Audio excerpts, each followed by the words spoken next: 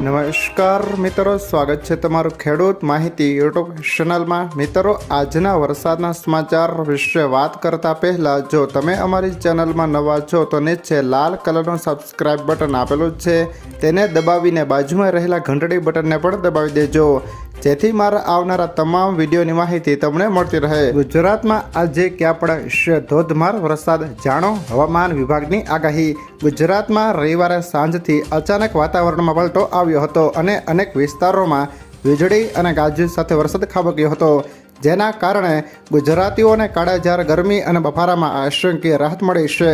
હાલ નેતૃત્વનું ચોમાસું મુંબઈ સુધી પહોંચી ગયું છે, એટલે ગુજરાતથી ચોમાસું થોડુંક જ દૂર છે। હાલ ગુજરાતમાં પ્રિમોન્સૂન એક્ટિવિટી થઈ રહી છે, જેના કારણે અનેક વિસ્તારોમાં વરસાદ વરસી રહ્યો છે। હવામાન વિભાગના જણાવ્યા પ્રમાણે હજી ગુજરાતમાં આગામી 3 દિવસ વરસાદી વાતાવરણ રહેશે। હવામાન વિભાગના અમદાવાદના કેન્દ્ર દ્વારા આપવામાં આવેલી માહિતી પ્રમાણે આજે પણ અનેક વિસ્તારોમાં વીજળીના કડાકા ભડાકા અને પવનના સૂચવાટા સાથે વરસાદ વરસી શકે છે।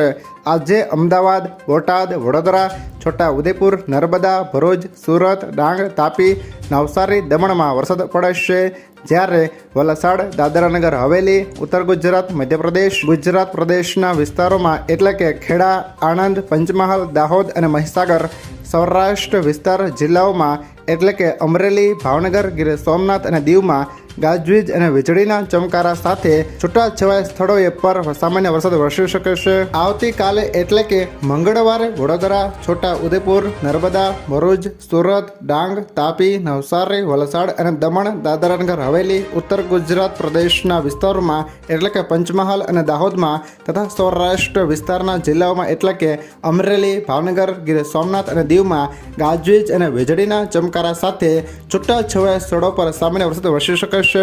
આજથી 13 જૂન સુધી સૌરાષ્ટ્ર, મધ્ય ગુજરાત અને દક્ષિણ ગુજરાતમાં વરસાદ પડશે। થંડરસ્ટોર્મ એક્ટિવિટીના કારણે 30 થી 40 કિમી પ્રતિ કલાકની ઝડપે પવન ફૂંકાવાની આગાહી હવામાન વિભાગ દ્વારા કરવામાં આવી છે। રવિવારે રાજ્યના વિવિધ ભાગોમાં ભારે પવન સાથે વરસાદ પડ્યો હતો। અમદાવાદ, વડોદરા, સુરત, વલસાડ, ભરૂચ, અમરેલી અને ગીર સોમનાથ જિલ્લાના વરસાદી માહોલ જોવા મળી રહ્યો હતો।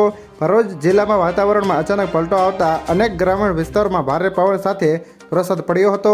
આ દરમિયાન તવરા નજીક ભારે પવનના કારણે રોડ પર વૃક્ષ ધરાશય થતાં એક કાર અને રિક્ષા દબાઈ ગઈ હતી, જેમાં 3 લોકોના મોત થયા હતા। જો મિત્રો આ વિડીયો તમને પસંદ આવ્યો હોય તો લાઈક કરો, તમારા મિત્રો સાથે શેર કરો અને જો તમે અમારી ચેનલમાં નવા છો તો ચેનલને પણ સબસ્ક્રાઈબ કરી લેજો, જેથી મારા આવનારા તમામ વિડીયોની માહિતી સૌથી પહેલાં તમને મળતી રહે।